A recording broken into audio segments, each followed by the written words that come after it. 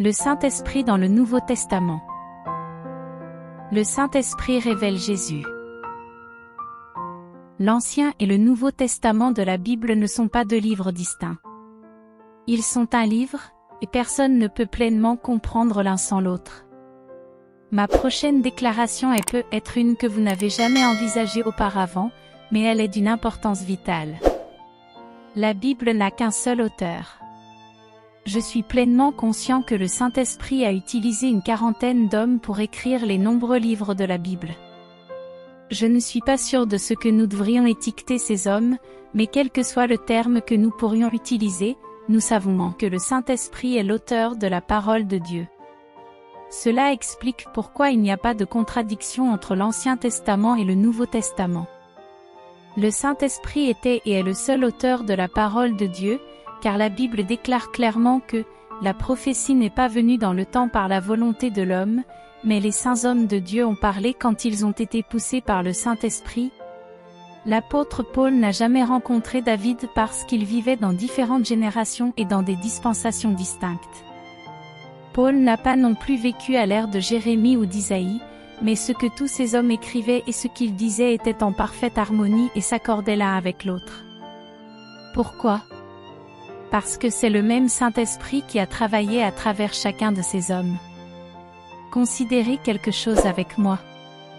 La Pâque a été instituée la nuit où Dieu a conduit les enfants d'Israël hors d'Égypte. Dieu a délivré les enfants d'Israël de la main de Pharaon et les a libérés de la servitude égyptienne à la suite du 10e fléau.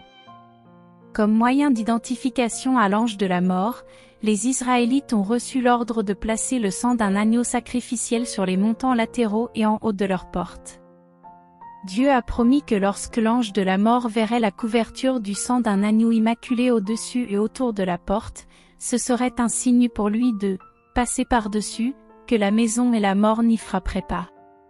Et à partir de ce moment, la Pâque a été observée chaque année comme un mémorial à la grande délivrance de Dieu et à la protection de Dieu. Maintenant, allez dans le Nouveau Testament. Dans la première épître de Paul aux croyants corinthiens, il parle du Christ qui est notre agneau pascal, sacrifié pour nous. En plaçant le Lévitique à côté du Nouveau Testament, nous pouvons voir que ce qui s'est passé dans l'Ancien Testament était en prévision d'un événement dans le Nouveau Testament. Le Seigneur Jésus-Christ, en tant que Fils de Dieu, a versé son sang afin que nous puissions passer sous le voile de son sang et qu'il puisse planer au-dessus de nous pour nous protéger comme les siens. Jésus est l'agneau de Dieu qui ôte le péché du monde, et par l'aspersion du sang de l'agneau sans tache ni défaut à cette Pâque en Égypte, nous voyons un type et une ombre de celui qui devait venir dans le futur, le Fils même du Dieu vivant. Maintenant, nous qui sommes chrétiens, commémorons la célébration de la Pâque chaque fois que nous recevons la communion et que nous prenons le pain rompu et le vin lors de la scène. Allons un peu plus loin à la fête des pains sans levain, une fête très sacrée qui suit la Pâque et est encore observée par les Juifs orthodoxes. Ceux qui ont observé la Pâque et se sont régalés de l'agneau de la Pâque devaient observer une période de 7 jours pendant laquelle il n'y avait pas de levain dans leur maison. Le levain est le signe de l'impureté. Revenons maintenant avec moi au Nouveau Testament, à ce que Paul écrit à l'église de Corinthe. Les croyants ont été exhortés à purger donc le vieux levain, 1 Corinthiens 5, 7. Qu'est-ce que ça veut dire ? Simplement que celui qui est né de nouveau a été purifié par le sang de l'agneau, et est donc une nouvelle créature en Jésus-Christ. Le sang de Christ fait non seulement une expiation pour l'âme, mais le sang nettoie. Paul a dit, purgez donc le vieux levain, et comme nous sommes de nouvelles créatures en Jésus-Christ après notre nouvelle naissance, nous avons un nouveau type de vie. Les vieilles choses ont disparu, voici, toutes choses sont devenues nouvelles, 2 Corinthiens 5h17. Il y a maintenant une communion avec Christ et une sainte marche avec lui. La troisième fête décrite dans l'Ancien Testament est la fête des prémices.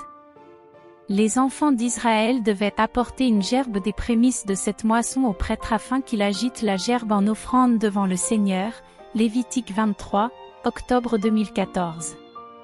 Dans le Nouveau Testament, cette fête est typique de la résurrection, d'abord de Christ, puis, ensuite ceux qui sont à sa venue, 1 Corinthiens 15h23.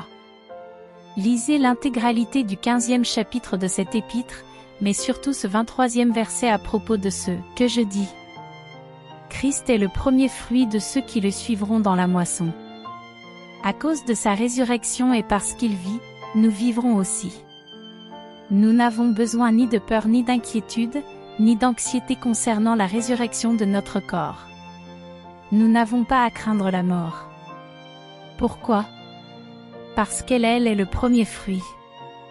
Il nous a précédés. Aucun tombeau ne pouvait retenir son corps. Il habite. Il est à la droite du Père. Il est le premier fruit et un jour nous serons comme lui. Vous remarquerez que Dieu a institué ces fêtes selon un plan préétabli. Le Christ, qui est notre Pâque, rachète par le sang et amène ceux qui sont sauvés dans un nouveau genre de vie.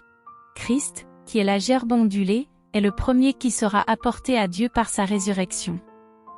Donc ici, dans l'Ancien Testament, vous avez Christ crucifié et Christ ressuscité, comme représentés dans ces deux fêtes.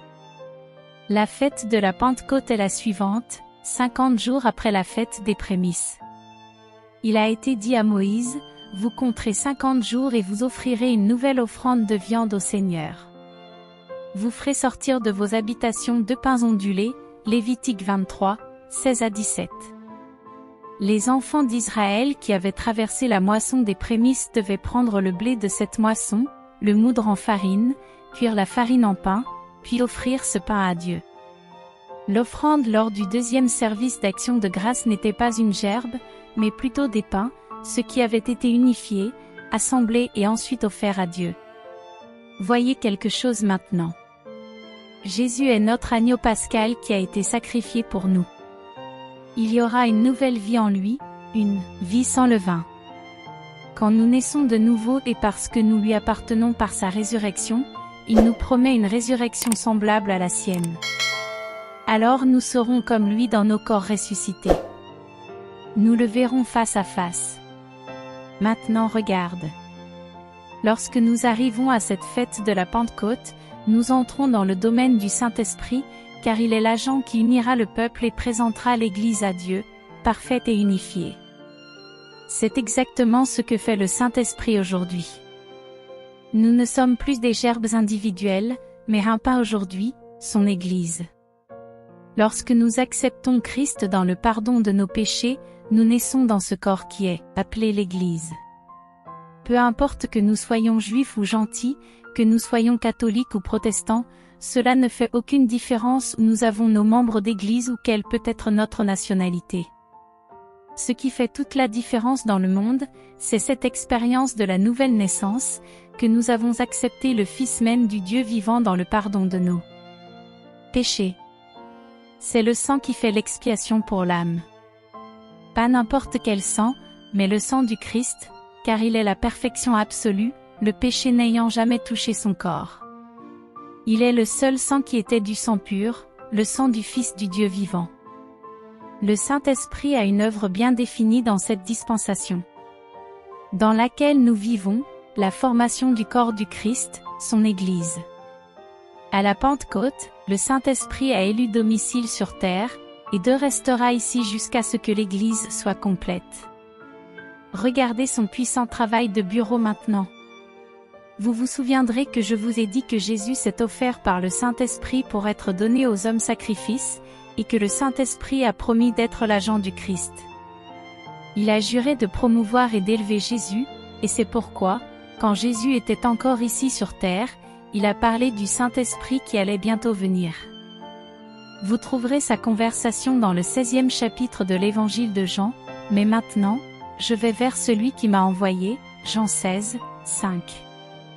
De qui parle Jésus? C'était Dieu le Père qui l'avait envoyé. Il poursuit, néanmoins, je vous dis la vérité, il vous est avantageux que je m'en aille, verset 7. Ici, Jésus explique à ses disciples pourquoi il était nécessaire qu'ils s'en aillent, afin qu'ils puissent réaliser le plan parfait du Père. Le temps approchait où deux devaient retourner auprès du Père et assumer la position de grand souverain sacrificateur. Mais il a promis de ne pas les laisser. seul ou sans confort. Il y en aurait un, le Saint-Esprit, qui viendrait accomplir un travail très important, la formation de ce pain qui était représenté à la fête de la Pentecôte qui a suivi 50 jours après la Pâque. Car si je ne m'en vais pas, le Consolateur ne viendra pas vers vous. Mais si je pars, je vous l'enverrai. Et quand il sera venu, il réprimandera le monde du péché, il y a conviction, de la justice et du jugement. Du péché, parce qu'il ne croit pas en moi, de justice, parce que je vais vers mon Père, et que vous ne me voyez plus, de jugement, parce que le prince de ce monde est jugé. J'ai encore beaucoup de choses à vous dire, mais vous ne pouvez pas les supporter maintenant. Jésus savait que ses disciples ne comprendraient pas pleinement tout ce qu'il leur disait, mais il savait que sous peu le Saint-Esprit viendrait s'installer avec eux ici sur terre et accomplirait sa mission. Le Saint-Esprit est venu, et il est toujours là. Mais quand lui, l'Esprit de vérité, sera venu, il vous guidera dans toute la vérité, car il ne parlera pas de lui-même mais de tout ce qu'il entendra, il parlera, et il vous montrera les choses à venir. Il me glorifiera. Jean 16, 13 à 14. Qu'est-ce que je t'ai dit plus tôt? Le Saint-Esprit glorifie toujours Jésus, promeut toujours Jésus. Le Saint-Esprit est l'agent de Jésus. Dans toute la Bible, il parle de Jésus, révèle Jésus, et Jésus dit ici, elle me glorifiera, car il recevra de moi et vous le montrera. Tout ce que le Père a est à moi. C'est pourquoi j'ai dit qu'il prendrait le mien et vous le montrerait, Jean 16, 14 à 15.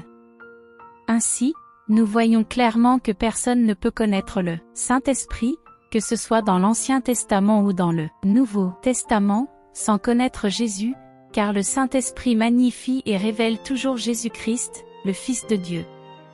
Et il continue d'accomplir sa mission jusqu'à cette heure. Nous sommes arrivés à la fin de la partie 4 du session avec le Saint-Esprit. Merci d'avoir suivi la vidéo jusqu'à la fin. Si vous n'êtes pas encore abonné à la chaîne, abonnez-vous pour être notifié de nos prochaines vidéos et pour ne pas manquer la suite de la session.